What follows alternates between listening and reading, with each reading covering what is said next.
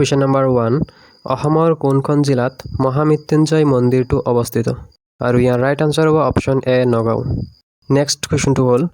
ডিব্ৰু-চৈখোৱা ৰাষ্ট্ৰীয় উদ্যান অসমৰ কোনখন জিলাত অৱস্থিত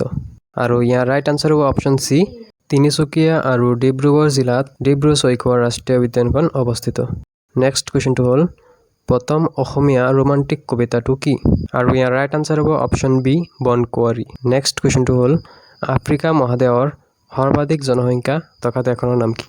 আৰু ইয়াৰ ৰাইট আনসাৰ হ'ব অপশ্যন সি নাইজেৰিয়া নেক্সট কুৱেশ্যনটো হ'ল সংস্কৃতৰ পৰা অনুবাদ কৰা প্ৰথম অসমীয়া নাটকখনৰ নাম কি আৰু ইয়াৰ ৰাইট আনসাৰ হ'ব option A Shakuntala question number 6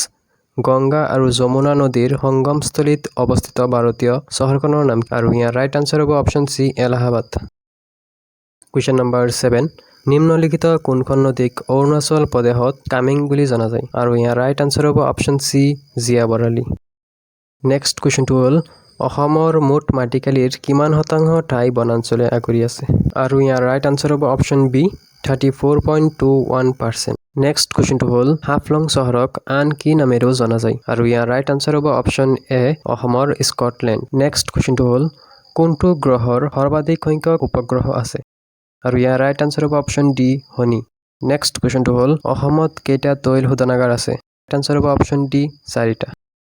next কুৱেশ্যনটো হ'ল অসমৰ প্ৰথম মেডিকেল কলেজ ক'ত প্ৰতিষ্ঠা কৰা হৈছিল আৰু ইয়াৰ ৰাইট আনসাৰ হ'ব অপশ্যন সি ডিব্ৰুগড়